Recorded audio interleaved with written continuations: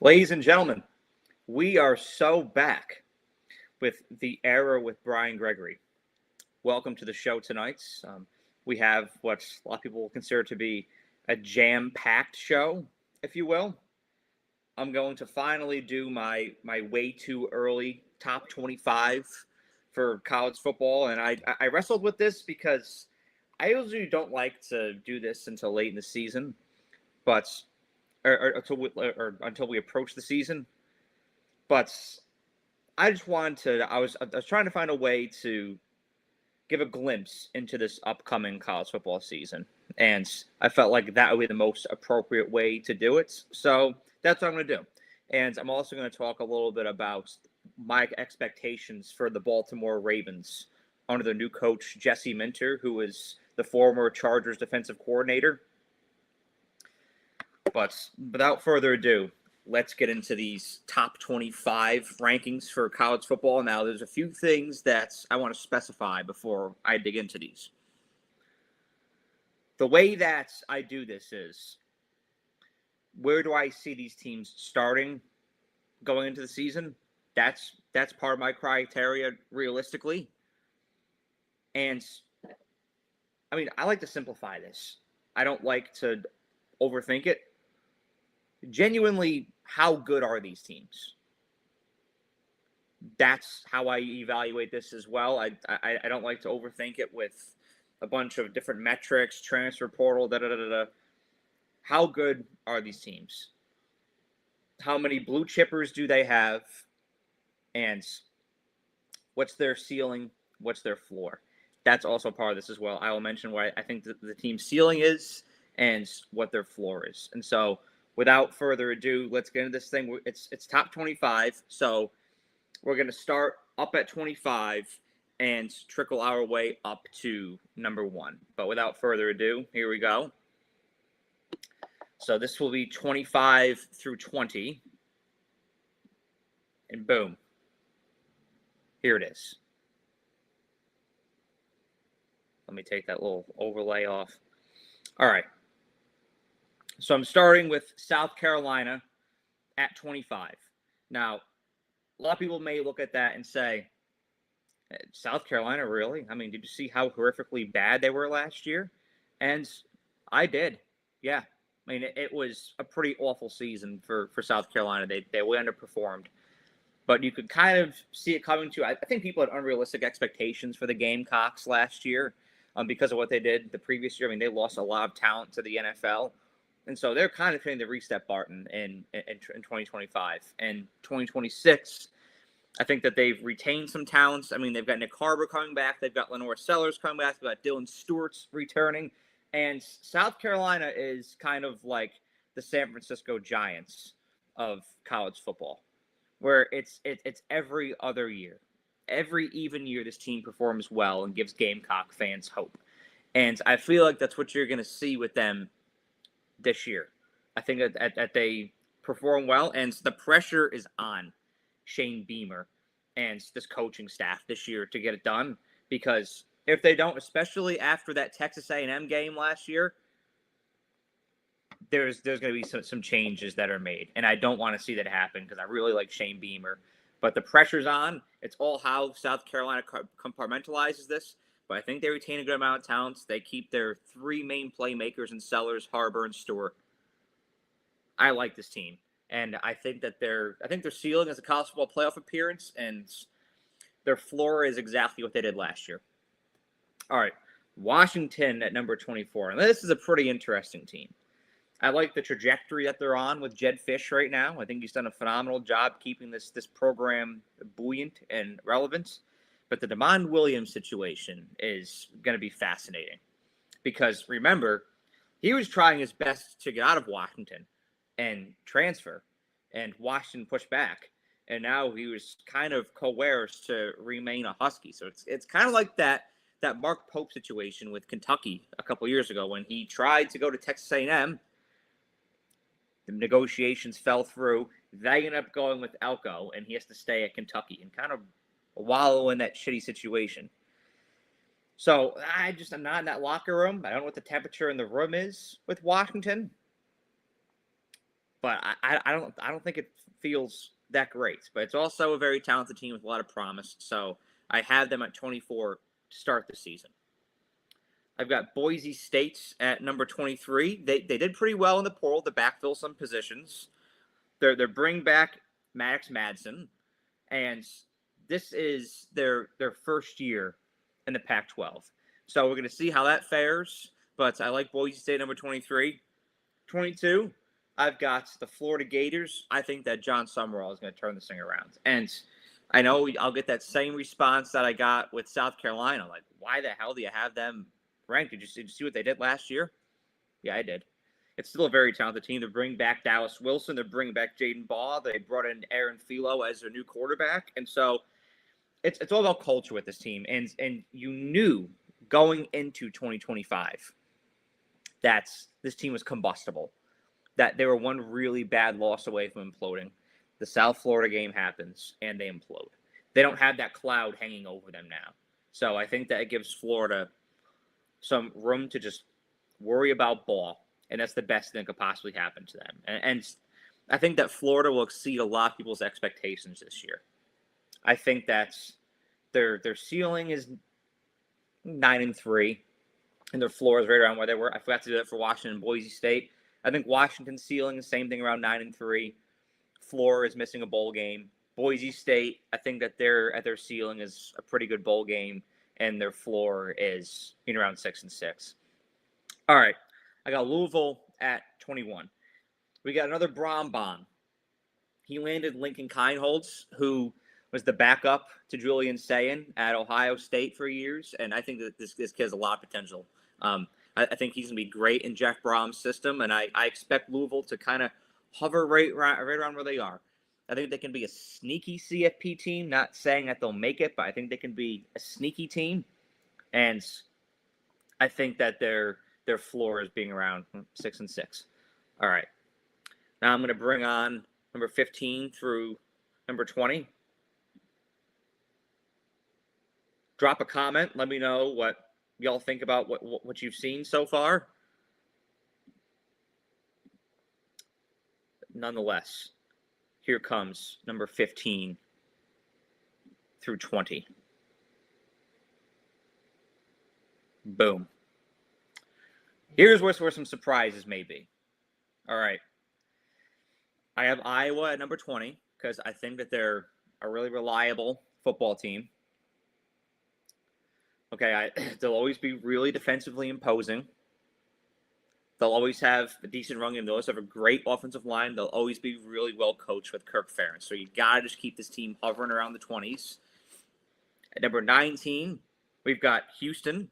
I have high hopes for this Houston Cougars team this year, as Willie Fritz has really been enhancing this culture at U of H, and they've retained Connor Wegman. They retained wide receiver Mari Thomas. And I think that in a kind of a wide-open Big 12, this team has a lot of potential. And I can't wait to see what they do. So I've got Houston at number 19. I've got SMU at number 18. They performed right around where I expect them to be last year. Kind of a dark horse ACC contender late in the season. But nonetheless, they fell off. But they're bringing Kevin Jennings back. I think this team is a bit more experienced than they were. They had a great 2024 season. Lost some guys to the draft. Last year was kind of a reset year. And now you've got a more experienced squad heading into 2026. So I really like what this year could potentially hold for SMU. Rhett Lashley, of course, very well-coached team per usual. At number 17, I've got Penn State. Matt Campbell's first year with the Nittany Lions. I think that he will keep this team consistent. Okay, I think that's their ceiling is, I'm going to say 9-3, and their floor is 6-6, and that's kind of the same for a lot of these teams. So that's why I'm not saying it for every team, because I feel like that's your general floor and ceiling for the teams in this area of the bracket. But he brought a lot of a lot of Ohio State guys with him. He brought Rocco Beck with him. He brought several other Cyclones with him. So there's going to be a lot of familiarity with this team. But it's his first year in Penn State, so there will be some growing pains. I think the sweet spot for this team is around 8-4. So that's why I have them at 17. Now, this one I know is going to be controversial. I've got LSU at number 16. A lot of rankings have them in the top 10. I can't put this team in the top 10 just yet, based off of what they did last season. I mean, I'm sorry. You've got to earn being in the single digits. Yes, they had the number 1 portal class. Yes, they added Sam Levitt. All those things are good and well. But you've got to see the products on the fields. And the last time Lane Kiffin faced a situation where he was going to a team with championship expectations, it didn't end well. And a lot of big games, Lane Kiffin's play calling and preparation concerns me.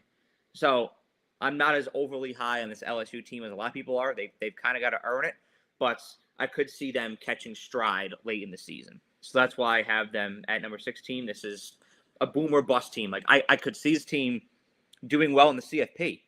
I could also see them going 7-5 and completely missing the CFP. So number 16 just makes sense for the Bayou Bengals.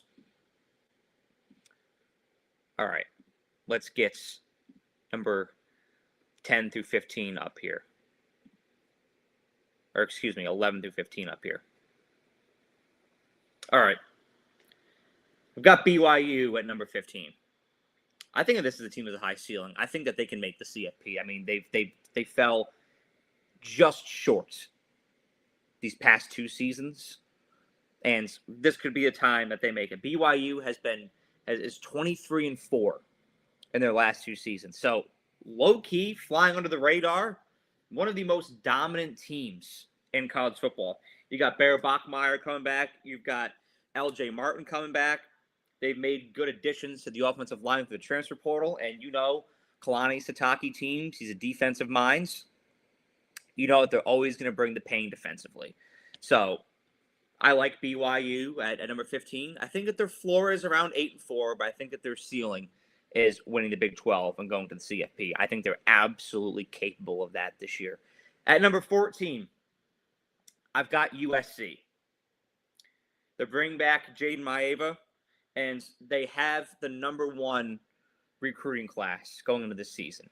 All that stuff is good and well, but there's a lot of question marks on defense. You're bringing in a new defensive coordinator as Danton Lynn left and went to Penn State. So defense is a big question mark for this team. And defense is always a question mark for Lincoln Riley teams. So I can't just give this team the benefit of the doubt, but it's very talented. So I think that at the peak, this team is a CFP team. Its floor is around 7-5. I could also see them playing in the Holiday Bowl too. Alabama. I've got the Crimson Tides at number 13. I'm not as low on this team as some people are. I'm not as high on this team as some people are. I think they're really just in the middle here. I mean, they're losing some production to the draft this year, so you've got to acknowledge that. I expect Alabama to start Keelan Russell. I think that he'll beat out Austin Mack. Alabama needs to find an edge in the run game, and Kalen DeBoer, I think, is going into more pressure than a lot of people realize going into this season. I mean, I don't want to say that, it's semifinals or bust, because it's not. Like, that's not realistic, but you've got to see a shift in a lot of the intangibles with this Alabama team, because there were a lot of instances last year where Alabama lost games and got dominated, not because they weren't as talented as their opponents, but because they weren't as prepared, and they'd get punched in the mouth and they wouldn't know how to respond. And there are a lot of instances where Alabama didn't look that prepared last year either. So that needs to change this year. And I think that this coaching administration is on thinner ice than it may appear to some people. So you've got that layer going into 2026, but there's reason for optimism for Alabama. You've got key pieces like Xavier Brown coming back, Yanze Pierre coming back. All right, Bray Hubbard's coming back. Ryan Williams got a breakout year this year, and Alabama had the number 2 recruiting class for 2026. So there's reason to be optimistic about the Tide here. That's why I've got them number 13.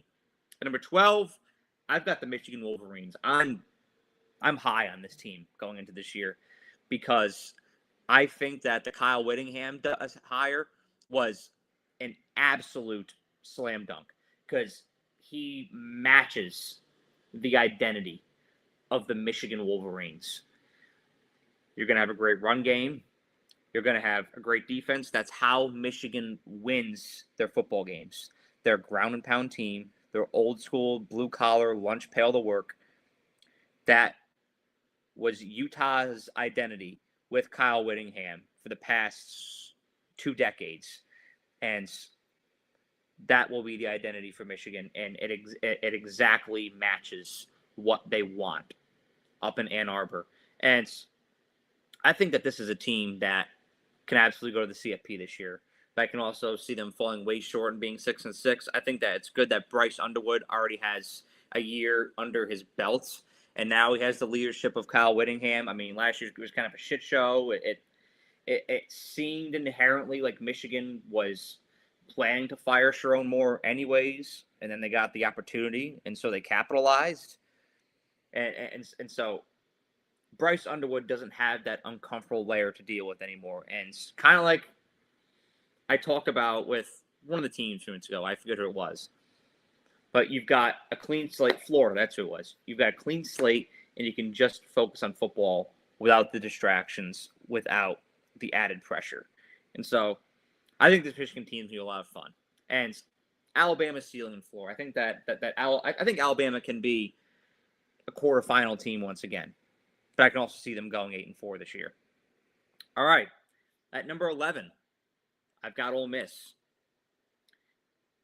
You've got Pete Golding coming back. The big thing that tilted the scale for me, and I'm happy I waited to do these power rankings until now. I waited to do this poll until now. For this reason, we now know that Trinidad Chambliss is returning to Oxford. And that right there is a game changer because there's familiarity with that offensive system. Kind of like with Kalani Sitake, you've got a defensive mind there with Pete Golding. I don't think that defensive minds are appreciated enough in college football. You're going to bring a physical brand of football to Oxford, and I think that that'll be a huge difference maker. Ole Miss, all the losing guys, they're retaining quite a bit as well. And so Ole Miss is not going to completely fall off the face of the earth, but I don't see them going back to the semifinals again. I think this is a CFP team at best, maybe first rounds, and I think if their ceiling is lower, I think it's either 9-3 or 8-4. All right, let's break into the top 10 here. It is time to play the game. Again, let me know what y'all think about these rankings in the comments. But nonetheless, here is the top 10. I've got Oklahoma. The big question mark for the Sooners is, are we going to see prime John Mateer again? Because remember, John Mateer was a Heisman favorite until he had that hand injury against Auburn, and he got operated on. I feel like Oklahoma kind of rushed him back, and he wasn't the same guy afterwards. Now he has an offseason to recover, get back into prime form again. Will we see that version of John Mateer once again that we saw in early 2025? And, of course, Oklahoma's defense will be phenomenal as well. It always is under Brett Venables. I mean, it's absolutely suffocating. I think this is a real dark horse team. I think that this is a team that can win playoff games this year. And Oklahoma also has a lot of returning production on the offensive line, and they did great in the portal with addressing the wide receiver position. So I think that this is a dark horse team going into 2026. I think that their floor is 8-4. Texas Tech at number 9. They got Brennan Sorsby at quarterback. Now, I'm not as high on bringing him in as a lot of Tech fans are. Like, I mean, I know there's a lot of Texas home cooking there with him being a Lake Dallas quarterback. You know, I get that. He's a DFW guy. There's a lot of pride in that. I mean, I think that he's a good, not great quarterback. I think he's a good, stable choice. But Texas Tech, as expected, they had another phenomenal portal class. And so That's great. That'll keep that infrastructure together. However, they're losing a lot of production to the NFL draft. So this is a team that still has a high ceiling to me. I can see them being a CFP semifinal team. But I can also see them kind of falling off the face of the earth this year and going back to 7-5. We're going to see how valuable those missing parts onto the draft are this year. And we're going to see if Sorsby was an upgrade from Baron Morgan last year as well. All right, number 8. We got Texas A&M. We've got a lot of Texas here. We got 3 Texas teams in a row and Oklahoma. So it really representing this DFW area well. Number 8, got Texas A&M. Marcel Reed's coming back. Mario Craver is coming back. So you're going to have that speed on the perimeter again. And Le'Veon Moss is coming back. So you're going to have that power in the backfields. And Texas A&M did a really good job adding from the portal to enhance their run defense because that was a huge struggle last year. I think their secondary will be pretty good again, but Texas A&M's run defense has to improve. You saw that really kind of erode on the stretch against Texas and that Thanksgiving Friday game and in the CFP game against Miami. You just saw those teams have their way running the ball against Texas A&M. So I expect that to be better this year, but they do have a more challenging schedule. So don't be surprised if you see this team lose 3 games this season. But I can also see Texas A&M being a team that goes to the CFP semifinals, so they can get on the right side of the bracket. Texas at 7. This is another one that I think is going to be a little bit controversial because a lot of Texas fans want you to say how great they are, right? They want you to say that this is their year. I mean, these are Cowboys fans too, so that just makes sense. They want you to say that this is their year. I think that there's a chance it is. I think that this team's ceiling absolutely is a national championship. I mean, they did great in the portal, bringing Cam Coleman, bringing in Hollywood Smothers. They addressed the defensive side of the ball as well. This is an enhanced team from last year as far as I'm concerned, just on paper right now. And based off of what we saw out of Arch late in the season last year, I think that you can see him build off of that this season. But I also don't want to put all my chips on that table either because we've said that in off seasons before about teams like, well, if they finish great, I expect them to pick up where they left off. And somehow, in some way, the identity is just gone, We saw that with Penn State this year. We saw that with Clemson this year. So that's why I'm hesitant with Texas. But yes, this team's ceiling is absolutely national championship. Its floor, I think, is missing the CFP because I do think that that's a possibility as well. All right, at number 6, I've got the Notre Dame Fighting Irish. I think on paper, this is one of the best teams in college football. This could be the best secondary in college football heading into the season. You got Leonard Moore, DJ McKinney, and Christian Gray all in the same cornerback unit, all in the same secondary. I mean, this team could be phenomenal. Now, my big concern is, of course, this team losing Jadarian Price and Jeremiah Love to the NFL draft, but you still have C.J. Carr, and I think that offensively, what Notre Dame wants their identity to be anyways is a team that's pass first, because that's C.J. Carr's style. He's got a great arm. He's got an accurate deep ball. Notre Dame wants to be a team that stretches the field. And so, yes, it sucks to lose that production in the running back room, but I don't think they want their identity to be predicated on that either. And now with those guys gone, there's less of a focus on that and more of a focus on the passing game. And they're going to be able to supplement that as well because you got Jordan Faison, who was a breakout star last year, returning this year. I think that he'll be great. And Jaden Greathouse is coming off of an injury. That was disappointing last year, but I think that he could return to his normal production this year as well. And Marcus Freeman tapped into the portal to address Notre Dame's edge positions as well. So I just think this is a really complete, buttoned-up team. And I do think that their ceiling is going to the national championship, and their floor is missing the playoff once again and being 9-3. All right. Now, drum roll, please. It is time for the top 5.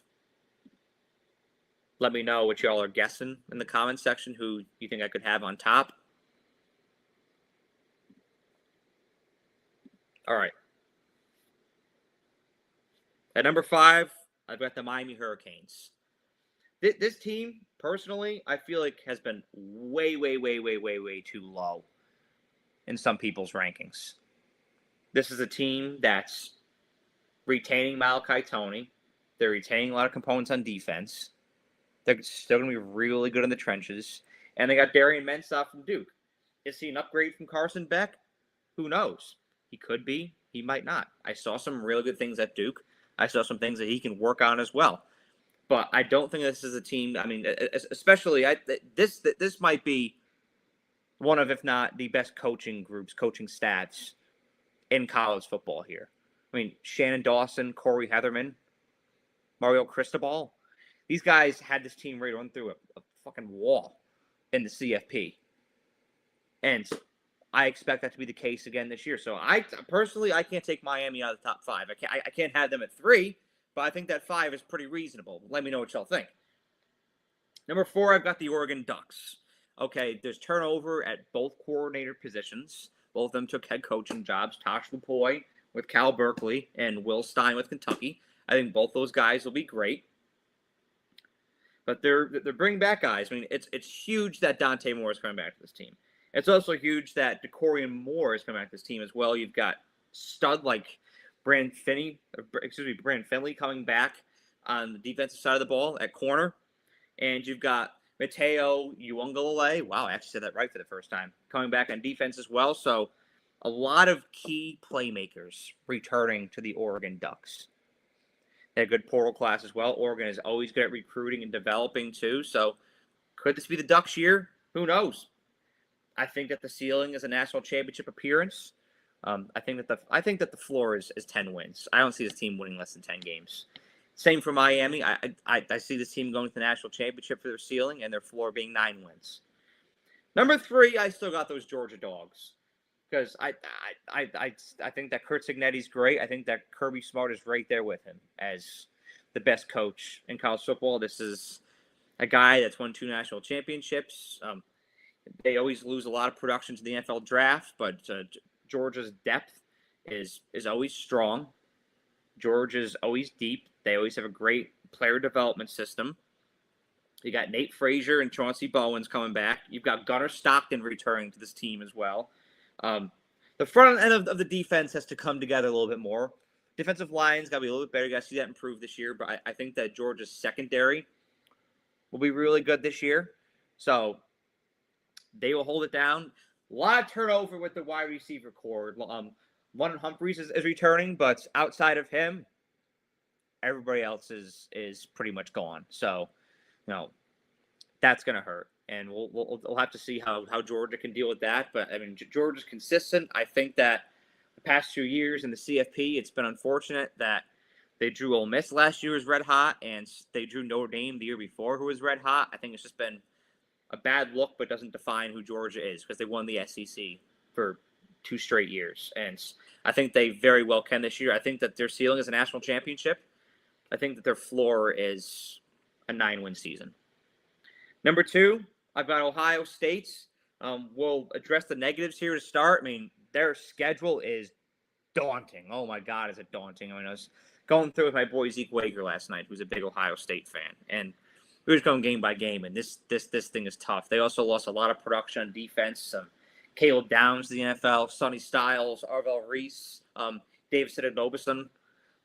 Losing a lot of guys to the NFL draft. And so they're going to have to backfill a lot on the defense.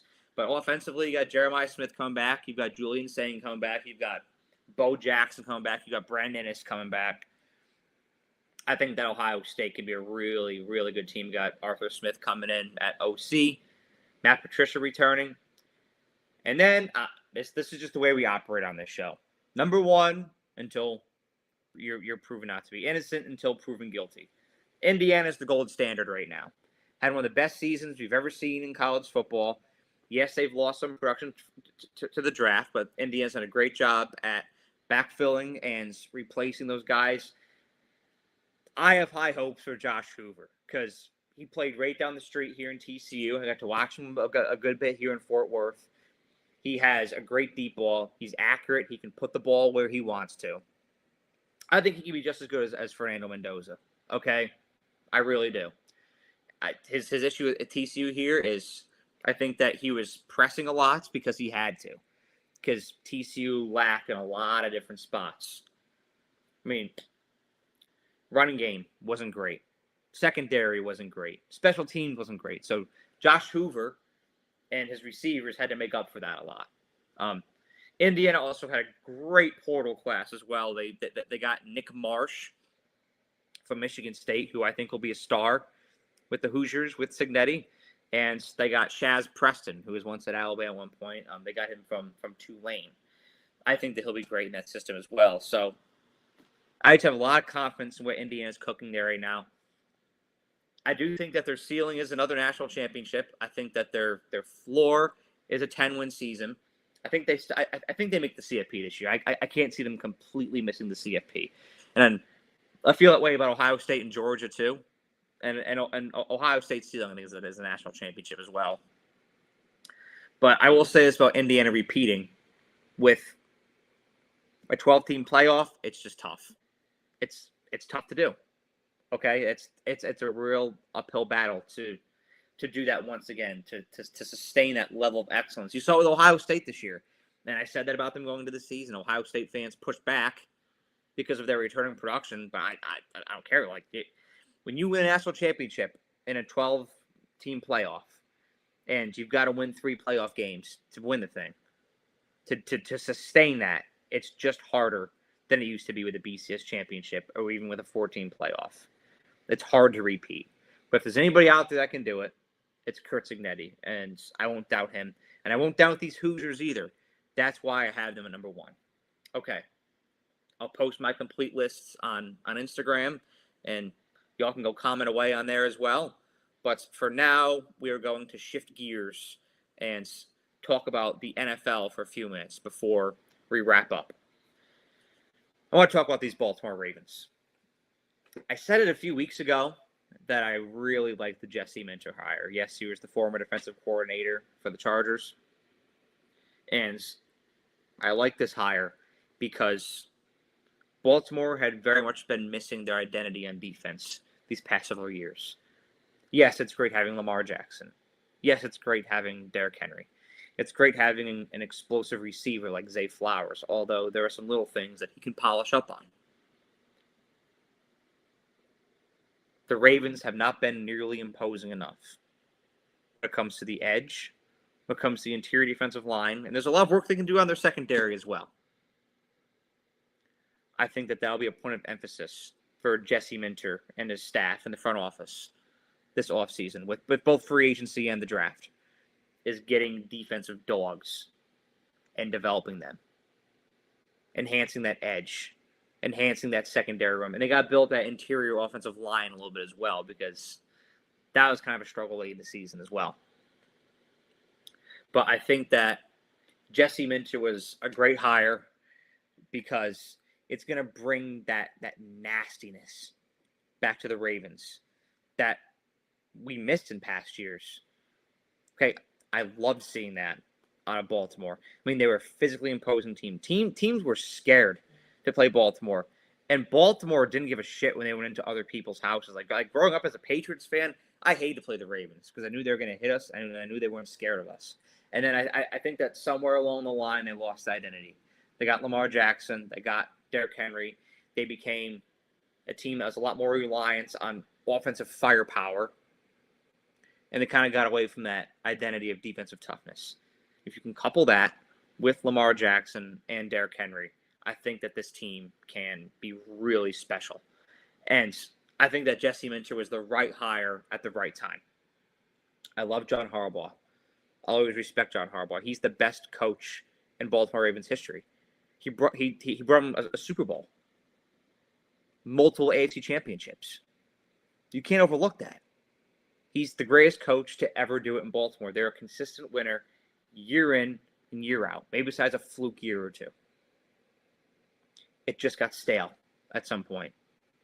And there was always that uneasy feeling of the choke games and fans getting impatient, and you just knew at some point down the line it was going to be time to make that split and to move on. And Jesse Minter, I think, is exactly what they needed. You know what it reminds me of? It reminds me of when Oklahoma hired Brett Venables. Okay, Lincoln Riley was having that team be a consistent contender every year, but there's just something missing. Defensively, they weren't imposing. Now Oklahoma is imposing defensively.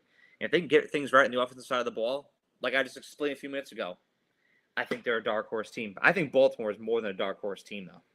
I think it's a team that can win a Super Bowl if they can figure it out on the defensive side of the ball and get back to that nastiness, get back to hitting quarterbacks and imposing fear the way that they used to.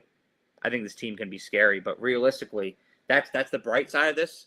The downside is you've got a year or two left of prime Derrick Henry, if that. You're also going to have to pay Zay Flowers here soon. And Lamar Jackson, I'm going to be real here. He's got 2 or 3 years left of his best football. Unless he changes things and unless he changes his approach and the way he plays the game. Run-first quarterbacks, more physical quarterbacks who use their bodies a lot, the lifespan is not as long as pocket quarterbacks. So I have no problem with him playing the way he does. That's the way that he's found success. But realistically, if that's how he continues to play, he has 2 or 3 good years left. So Baltimore has a window here to capitalize on. I think Minter's the right guy at the right time, but it's imperative that they capitalize because if they don't, it's going to be back to the drawing board. I know that's right. All right, let me know what y'all think about this show in the comment section below. I'm going to head out here and watch some alpine skiing. I'm also going to have my Sunday steak. That's a Sunday tradition. Let me know what y'all think about my way too early top 25, my criteria, and my thoughts on the Ravens as well. But thank you all for watching, and have a great day.